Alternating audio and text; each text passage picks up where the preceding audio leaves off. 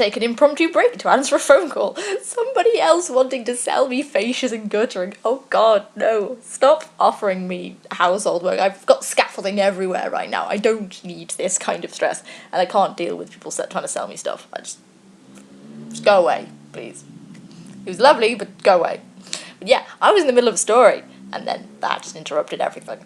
But yes, while I was at work the other week and trying to gather all these 1001 guides, I saw across the top floor. The top floor of Derby's got like sort of all the YA and children's and sort of the fantasy stuff.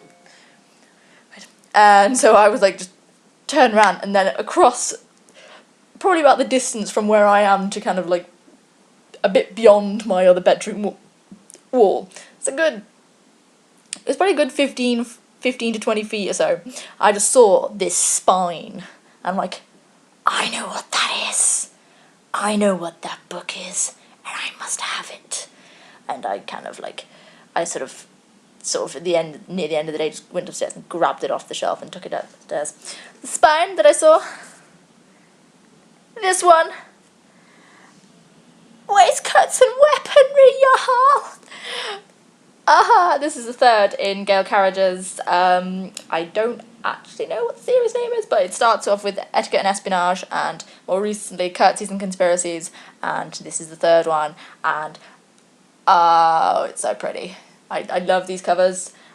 I mean, I really liked her Alexia Tarabotti series, and this is set like before that series, and it's just like, it's like finishing schools on like an airship, and it's just, they're teaching the girls all sorts of crazy skills, and the headmistress is so oblivious. She just thinks it's an actual finishing school. She doesn't know what's going on, and it's amazing.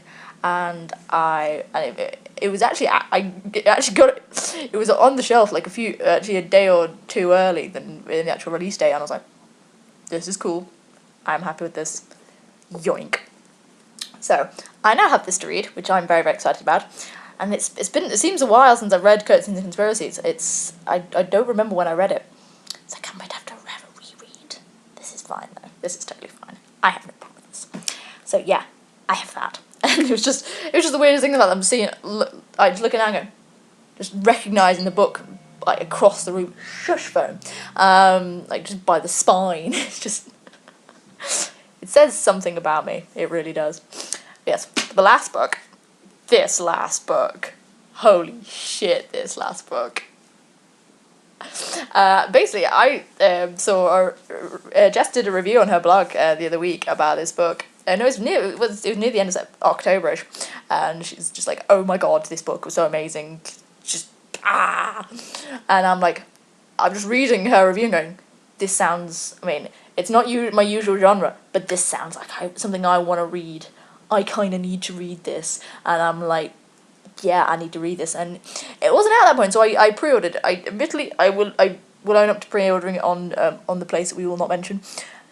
Because it was like it was a hardcover, and it was like on there for like £4, although I had to pay like £2.75 for shipping because I cancelled my sort of free delivery stuff because I didn't want to pay as much as they wanted me to pay, and I didn't want to do that. But I pre-ordered it on there, and it arrived, and I actually spent longer reading this than I've spent reading a lot of other books recently, because I was like, I need to do this in chunks and savor it, and it's just. And I kind of, but then like, I think it was the weekend actually when I was with my parents, I took it with me and I just, like, I need to finish the rest. I cannot leave it where it is. I need to finish it. And, oh my god, it's not me, it's you. And I don't even want to try and attempt to say her name, because I know it's not pronounced how it's spelt. And I've seen 2 differing pronunciations. And it's just, I mean, does it... Yeah, it says in the back saying her unnecessarily confusing name is pronounced Mhairi. Mhairi McFarlane's It's Not Me, It's You. Oh, holy shit, this book. I'm just so in love with this book and the characters, and just if you didn't love Peshwari Nans before this, you will love Peshwari Nans by the end of this. It's just so brilliant, and Delia is just fantastic, and it's it's so good. I can't like there's only a limit to how much I can say before it gets into spoilerific kind of territory, and basically I think Jess probably spent a lot of time giggling about me texting her going, oh my god, this guy, why is this guy being an ass canoe? And she's sort of just like and just it's so good though. It's like it's really long. It's like 530 pages. But kind of this sort of genre thing, it's huge. But it's not enough still. You just want you just want to keep them around forever. And it's also a glorious book. Just look at this. Look at how beautiful it is. And it's like, it's not even as glorious as, it's even more glorious. Ow, I just smacked myself. Look at how the turquoise end page is. But look at the freaking book, it's gold. It's so gold. Oh my god, it's gold. Look at it. I was reading it with the cover off, because obviously this is such a beautiful dust cover. I didn't want to damage it in my bag, because that happens in bags, and I didn't want to do that.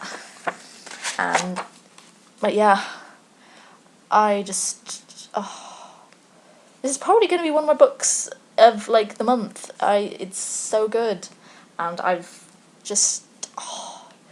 can't articulate in words without giving away all sorts of things what I feel for this book. But it's just that it's got awesome characters, and you just want to love them all forever. So yeah, if you've not read this yet, do it. Do it. Yeah, that's what I mean. And now, since I've now got 2 bits of videos, I've got to try and somehow put them together, and I don't know how I'm going to do that.